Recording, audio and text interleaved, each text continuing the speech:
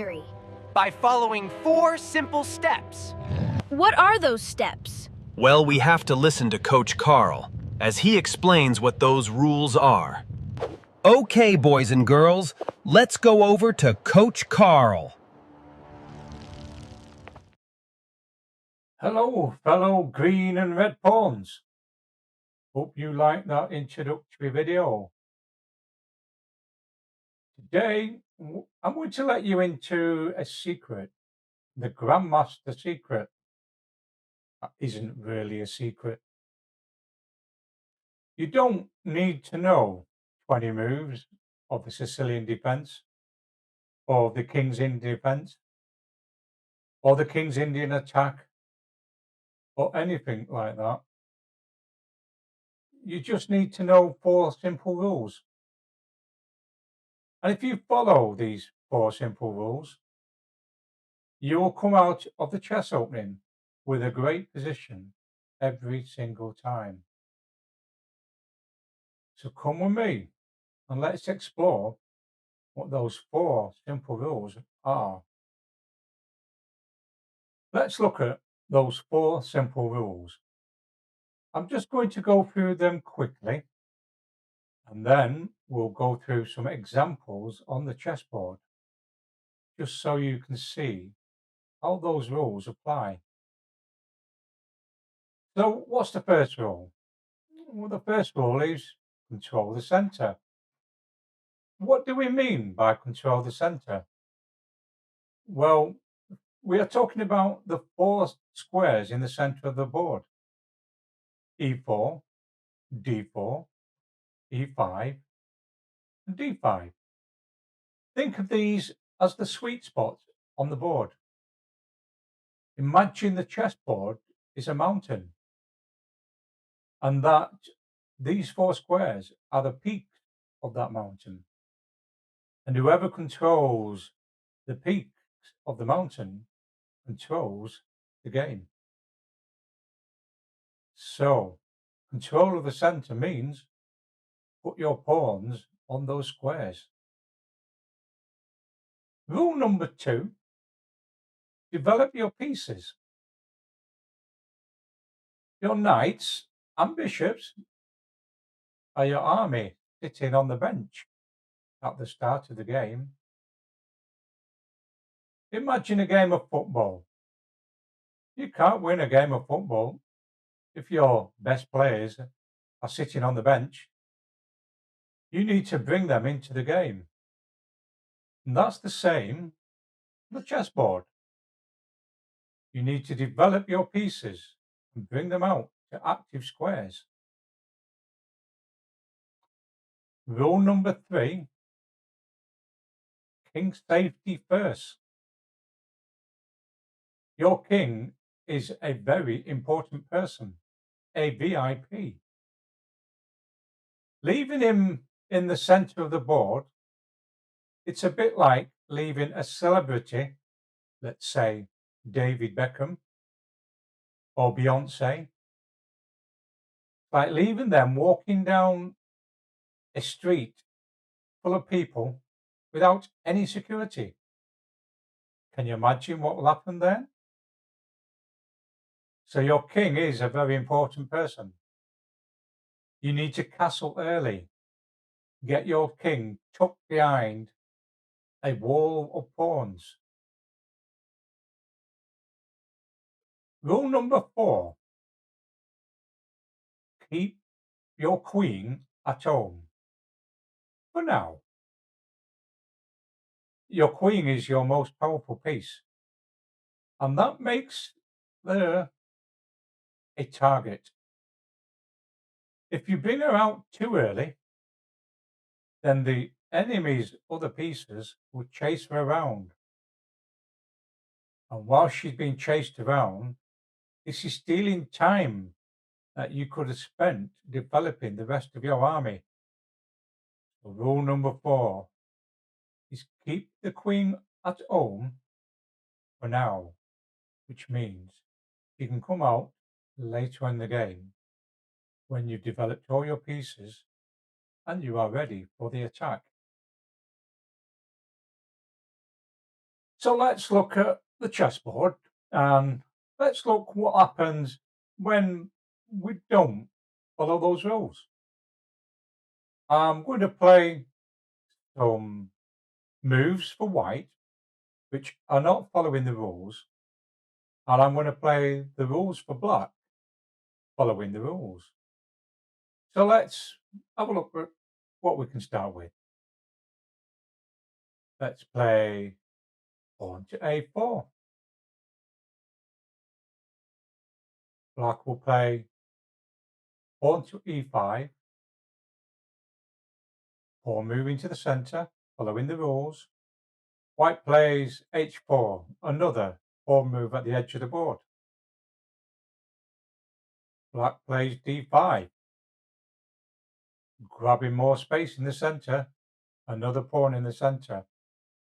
Hopefully you can see that black is controlling a few squares. That's the importance of grabbing pawns, putting pawns into the center. White plays e3. They remember they need to try and get some pieces out. Black develops a knight in c6.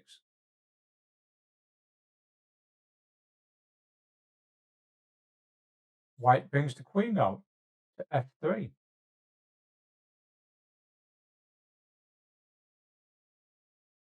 Black develops the knight to f6.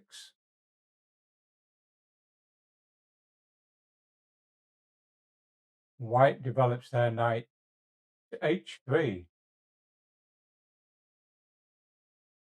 Black sees they can gain a move on the queen and develop at the same time with bishop to g4.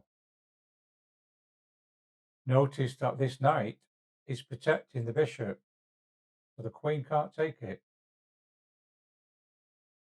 Queen moves to g3. Black develops their last minor piece, the bishop, to d6, setting up a nasty little trap. White carries on and says, I'm going to put my other knight out to a3. Black plays e4, setting the trap. And the trap is that the queen has no moves. There is a move that white can play, but white has to block by moving the knight. Moving a piece twice in the opening. Black can castle. Notice how black has followed all the rules.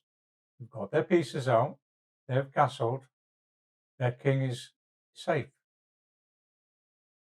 White has still got to develop their two bishops. Their king is still trapped in the center.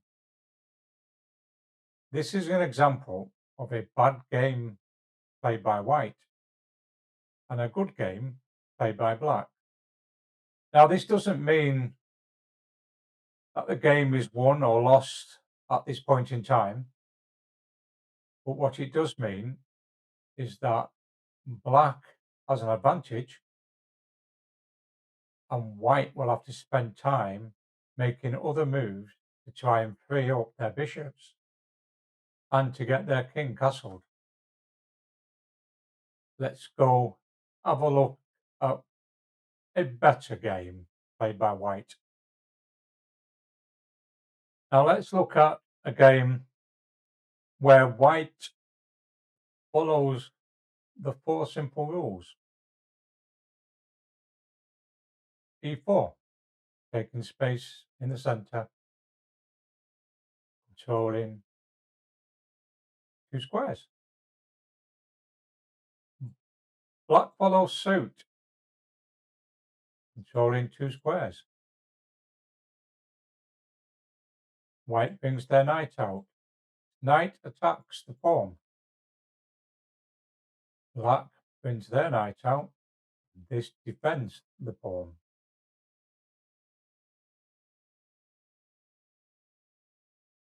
Bishop to d4. A nice active square. Looking at the vulnerable f7 square.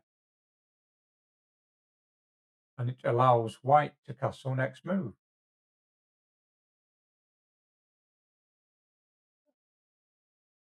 Black plays knight f6. White castles. Notice, after 4 moves, white has got 2 pieces out, the knight and the bishop. They've got a pawn out, controlling the square, and they've managed to castle.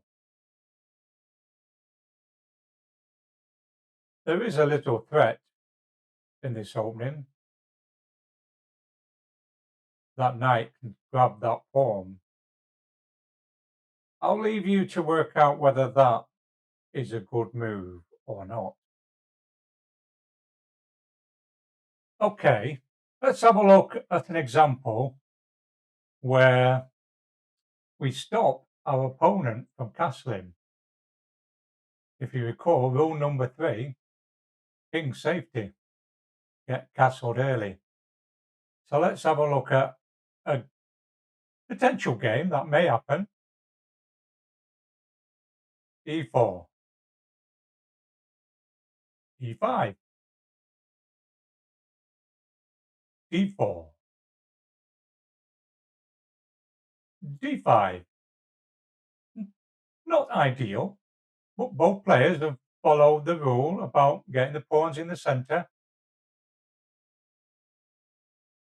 D takes e5, and black says, oh, you've taken a pawn, I need to take your pawn. Black takes the pawn. White takes the queen. The only piece that can take the queen back is the king, so the king has to move. Now that the king has moved, it can no longer castle. So that king is now trapped in the centre. White plays bishop to g5, check, and developing a piece. Black blocks the check, developing a piece, saying, I'm following the rules. But in doing so, has put themselves into what, if you all remember from your tactics, is an absolute pin. White continues to develop. Knight to c3. They've decided that they're going to castle queenside. Black says, okay, I'll develop my knight as well. And it also defends the knight on e7. White castles queenside. And it comes with a check.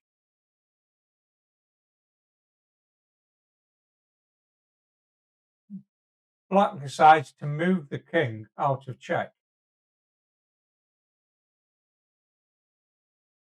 And white, seeing their opportunity, played knight to b5, which attacks this pawn.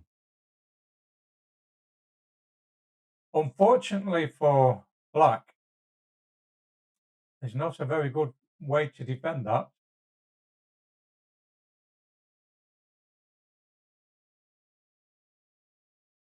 Black tries by playing bishop to g4, attacking the rook.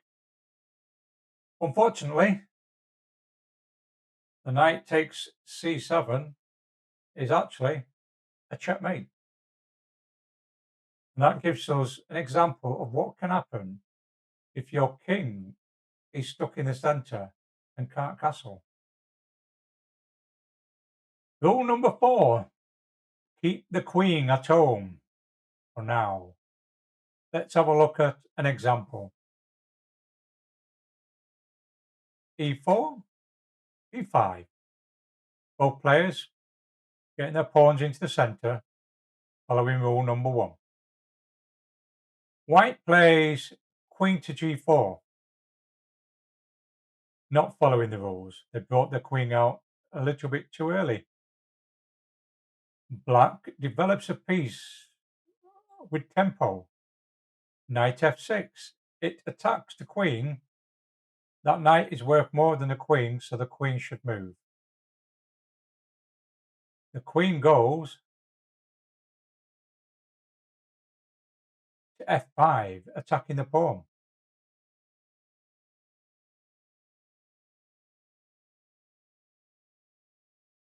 Black plays d6, defends the pawn, but attacks the queen. The queen needs to move again. So the queen moves to f3. Black develops a piece. Bishop to g4. It attacks the queen, so the queen has to move yet again. Queen goes to b3. Attacks the pawn on b7. But up to now, that queen has moved 1, 2, 3, 4 times. Black has to defend that pawn and decides to defend it with the queen move. So the threat is no longer there.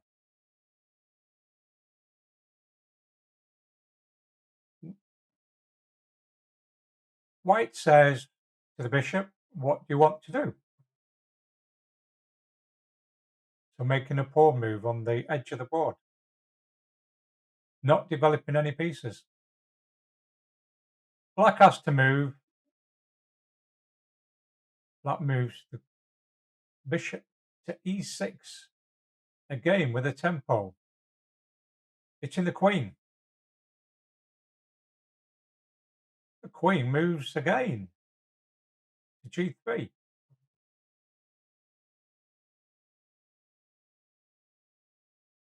Now there are many moves here. Black can play knight to f6, which is a developing move. Bishop to e7, the developing move. And both of those moves are the preferred move. But black's tempted. That queen can be attacked again. Knight to h5. Attacks the queen. Queen moves again to f3. Black plays g6 to protect the knight. So the knight's protected. It can go to a couple of squares and possibly to this square once there's a piece defending it. So that knight has got a way back into the game. But we've played 8 moves and white has moved their queen 1, 2, 3, 4, 5, 6 times in the first opening 8 moves. Notice how their minor pieces are still on the back rank. And that means that the king is still a long way from getting safe. And that's why it's not recommended that you bring your queen out too early. There are circumstances when bringing out the queen early will work, but those are around tactics and not best opening play. And we'll cover some of those in later videos. But for now, remember rule number 4, keep your queen at home for now. So there we are. Those are the 4 simple rules. Control the centre. Get your pawns onto those centre squares. develop your pieces. Remember, your knights and bishops are sitting on the bench. You need to bring them out to active squares. King safety first. Your king is an important person. Castle early. Get that king tucked away safety. And keep your queen at home in the opening. Your queen is a valuable piece. So keep her at home for now. And in future lessons, we'll see when it's good to bring the queen out. So here's a little bit of homework for you. It's your homework challenge. I want you to play 3 chess games. Set them up against a friend. Your actual score doesn't matter. You don't need to win or draw or lose. But what I want you to do is set 2 goals for each chess game. Goal number 1 is no queen moved before move 7. Goal number 2 is your king must be castled by move 10. So play those 3 games and see if you can hit those 2 goals in every single game. I'll be back next time with another video on the opening. Bye for now.